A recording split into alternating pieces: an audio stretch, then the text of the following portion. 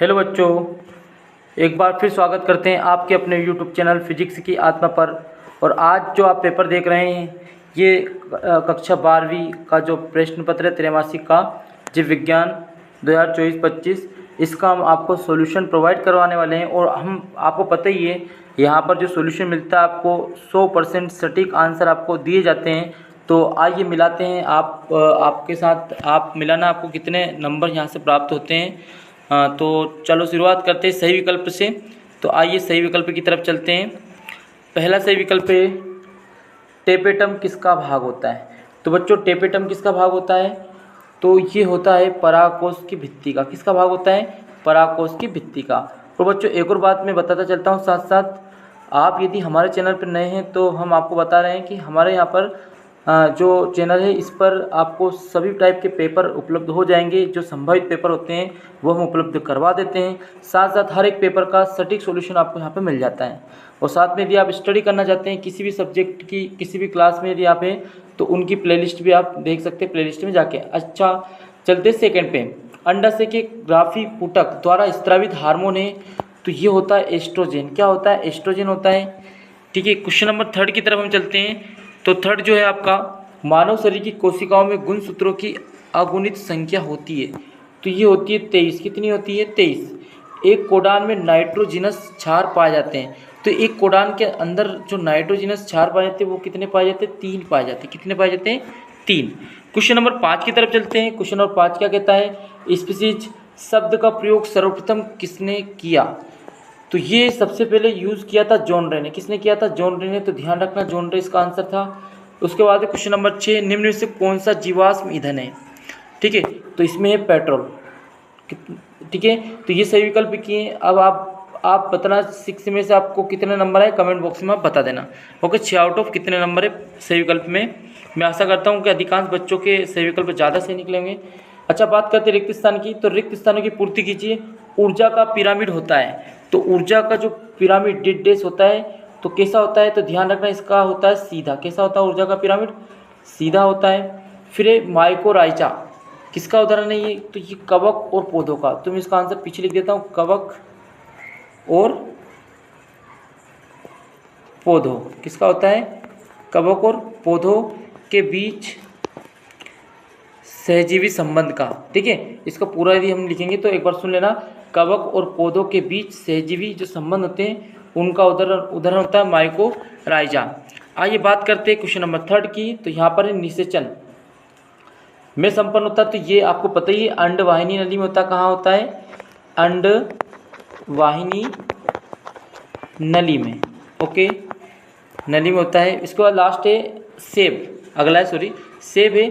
ये किसका उदाहरण है, तो आप ये होता है कूट फल। क्या होता है, कूट फल होता है। ओके, सेब किसका उदाहरण है, कूट फल। और आपको पता होगा कि सही जोड़ी में भी आ चुका है ये आपका। तो कूट फल ध्यान रखना इसका। और भी इसके अलग अलग नाम होता है, भाभासी फल भी इसको बोलते हैं, फॉल्स फ्रेड भी इसको बोलते हैं, स्क्यूडोरा भी बोलते हैं इसको। बट आप तो कूट फल ध्यान रखना, बहुत आसान आपको समझ में आ जाएगा। चलिए इसके बाद शायद पेपर अपना उल्टा सीधा आ गया है, तो मैं इसको आगे निकाल लेता हूँ थोड़ा सा। ओके, कोई प्रॉब्लम नहीं। हाँ, ये क्वेश्चन नंबर 5 देखिए सही विकल्प का।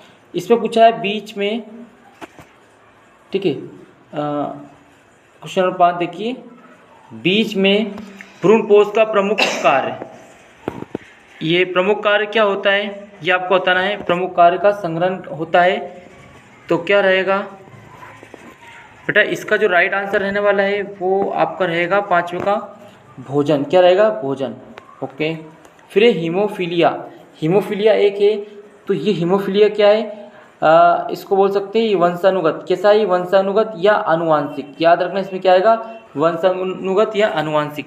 अच्छा बात करते हैं 3 की तरफ चलते हैं। क्वेश्चन नंबर जो 3 आपका सत्यासत्य की बात करेंगे।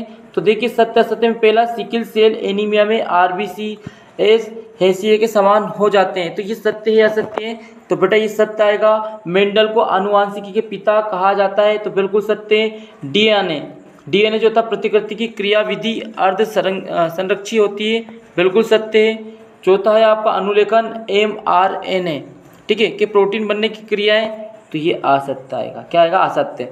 समान कार्य परंतु भिन्न उत्पत्ति वाले अंग समजात अंग कहलाते हैं।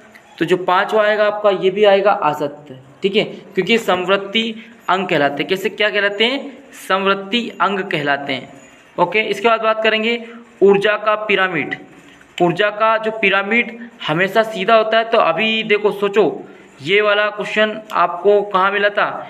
ये वाला क्वेश्चन आपको अभी यहाँ पे सत्य ये सत्य, क्योंकि ये हमें मिला था खालिस्तान में, तो डबल रिपीट हो गया है। तो ध्यान से पहले पूरे पेपर को आपको पढ़ना चाहिए, ताकि कुछ चीज़ें आपको वहाँ पे पता चल जाती है। सोचिए खालिस्तान आपको यहाँ से आप देख कर भी कर सकते थे।